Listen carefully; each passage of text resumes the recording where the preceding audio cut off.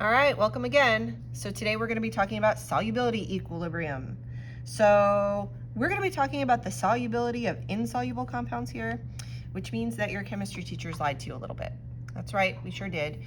In Chem 1, we generally tell you that there are some things that are soluble and some things that ain't, and we make you learn all these solubility rules.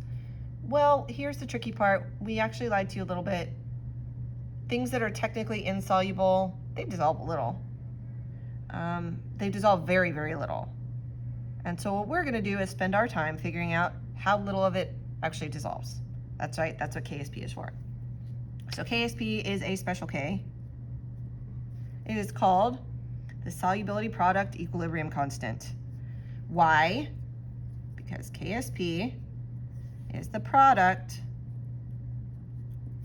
of the concentrations of ions that actually dissolve in an insoluble solution. Okay? So it's a product. When you're looking at a Ksp, it shouldn't be written as a proportion. You should just have a product there. Okay? Ksp is calculated using only molarities.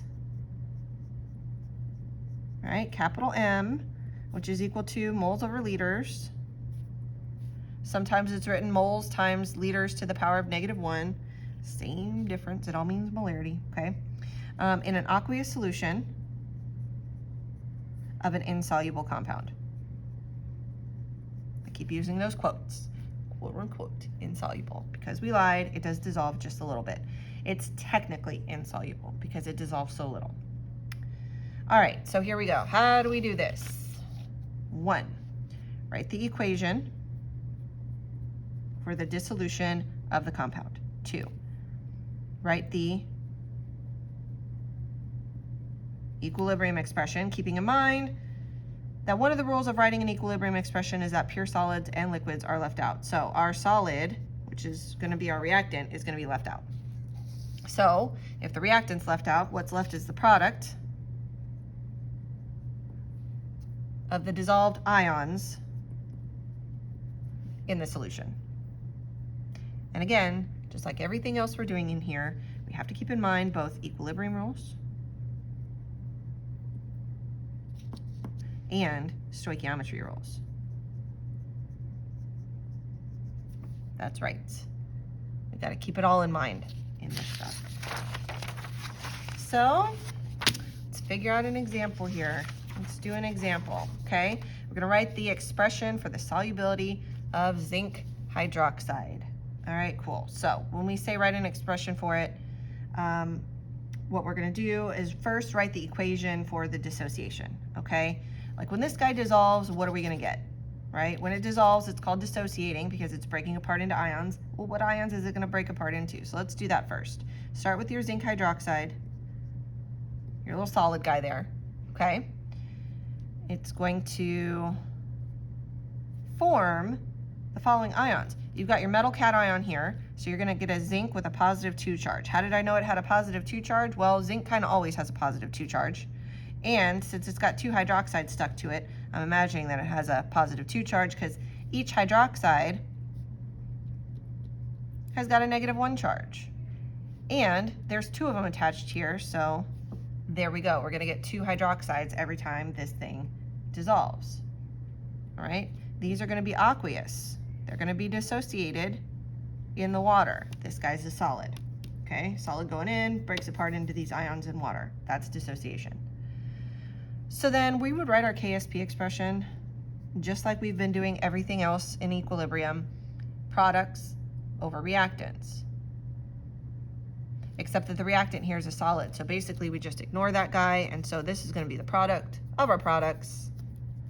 It's going to be the concentration of the zinc ion times the concentration of our hydroxide ion.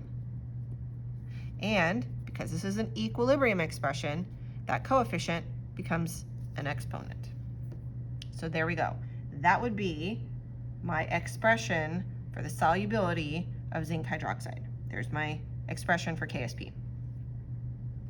All right, so then there's one other piece of this puzzle. It's called molar solubility. That is the moles per liter, aka the molarity, aka the concentration of the solid that will dissolve. And guys, anytime you're doing these problems, that's X. So the easy thing about KSP problems is that you're either trying to find KSP or you're trying to find X. X is also known as molar solubility. So like those are the only two kinds of questions with this you're gonna get asked. Well, kind of, sort of. All right, so calculate the molar solubility of molybdendium hydroxide. Isn't that a fun one? Molybdendium hydroxide. KSP is 3.4 times 10 to the negative 9th. Great. Well, let's start this the same way we've been doing. I'm gonna write my equation for dissociation. I got my molybdendium. I think that's how you say that. Maybe I'm saying it wrong. I don't know. I don't even know what you use it for, whatever. So you've got MO, and again, there's 2 hydroxides stuck to it, so its charge has to be positive 2. And then you've got the 2 hydroxides over here, so great. So when it splits up, that's what we're gonna get. There is my equation for dissociation. All right, now here's the deal, okay? Think of this like a rice table now, right? Here's my reaction. I don't really have any initial concentrations, like they legit gave me no moles, no liters, no nothing. So for these rice tables with KSP, we're kind of ignoring the whole I part. Let's just think about the change. What's gonna happen? Well, if it's dissolving, right, then we are gonna lose on this side, and we are gonna gain here, and we are gonna gain here. But because every time one of these dissociates, I get 1 molybdendium and 2 hydroxides, I'm actually gonna gain 2x here. So just like a rice table, think about my change. Now here's the part that's interesting. Remember that solids are left out of our equilibrium expressions. So basically, that guy there don't matter because we're not gonna use it mathematically for anything. So in KSP, we're really just paying attention to what's going on with the products, okay? Let's go ahead and before we figure out what we got at the end, before we figure out X, right? Let's write that KSP expression.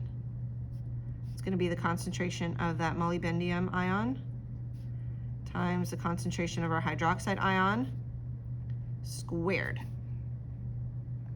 Okay, we have some numbers we can sub in here. We've got KSP, right? They gave it to us. It's 3.4 times 10 to the negative 9th. That's a tiny K value. I mean, think about it. When it has an exponent that small, when we're talking about, you know, 1/1,000,000th of it is gonna actually dissolve.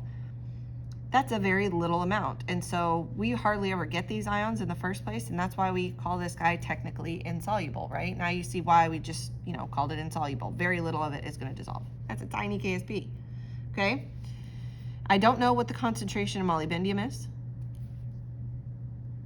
but I do know it's gonna be equal to X. And I don't know what the concentration of hydroxide is, but I do know it's gonna be equal to 2x, and I also know it's gonna be squared.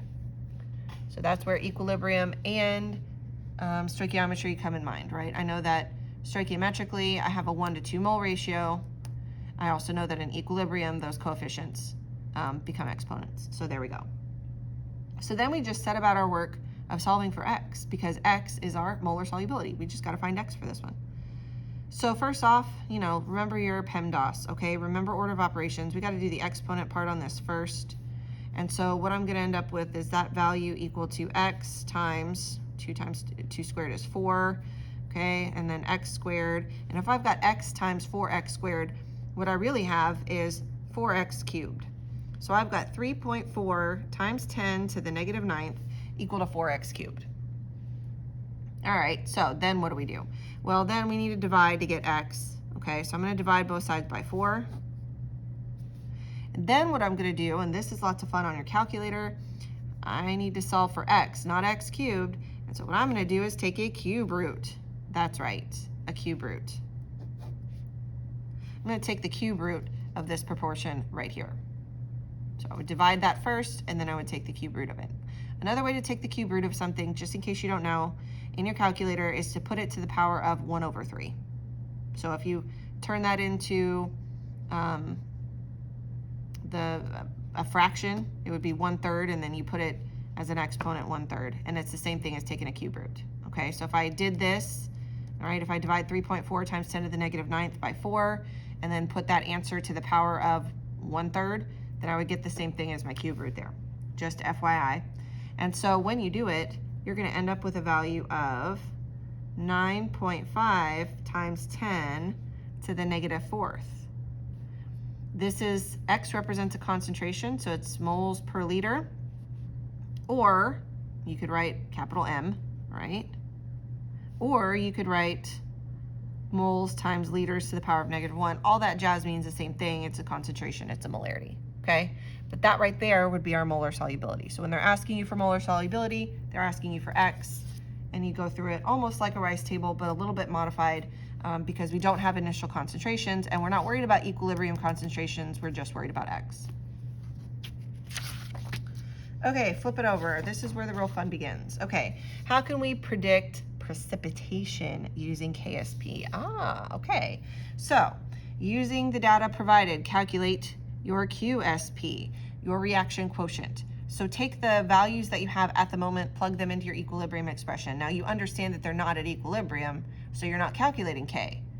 When you're plugging values into your equilibrium expression that aren't at equilibrium, you're calculating Q, okay?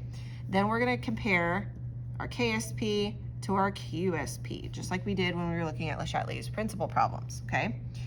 If Ksp is less than Qsp, then this thing is going to shift left, right? Which means it's gonna form more reactants, which means that you have too many ions and it's gonna go back to the solid reactant. This thing is supersaturated.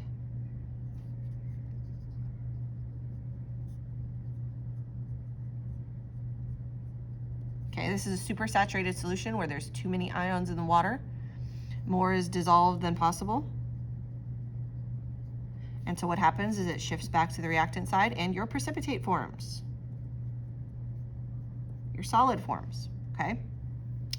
If Ksp is equal to Qsp, then nothing happens. No shift. Okay, system's at equilibrium. It's all copacetic, okay? And we describe that as saturated. You have the maximum number of ions in your solution. You can't get any more, but it's not going to precipitate and form any less. So it's right there in that golden spot where it needs to be in order to be considered saturated. Now, if Ksp is greater than Qsp, right, then this guy is going to shift towards your products. It's going to shift right. It's going to form more products, which means you're going to get more of it to dissolve. So you're not going to get a precipitate. In fact, more of it's going to dissolve, and we describe that as unsaturated. Okay, you don't have as much in there as could be, and so more of it's going to dissolve until you reach the saturation point. Okay? So then, what do we do if there's a common ion in there? Well, got to think about our good friend Le Chatelier, right? Le Chatelier's principle states that equilibrium will shift. Okay? If you have something introduced into the system that causes stress. That's going to affect X. That's going to affect your molar solubility. Okay, so what you do in this case is whatever concentration of that common ion is given to you, you're going to plug that in as the concentration of the common ion in your Ksp expression. And then you're going to solve for the X that's left.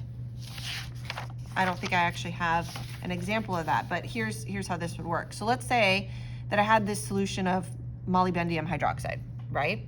And then let's say that I added some sodium hydroxide. Why is that important? Well, the sodium hydroxide is a very soluble compound, and when it dissociates, it's going to produce sodium and hydroxide. Now the sodium part, sodium's basically always a spectator, nobody cares, okay? But those extra hydroxides in the water are going to affect things.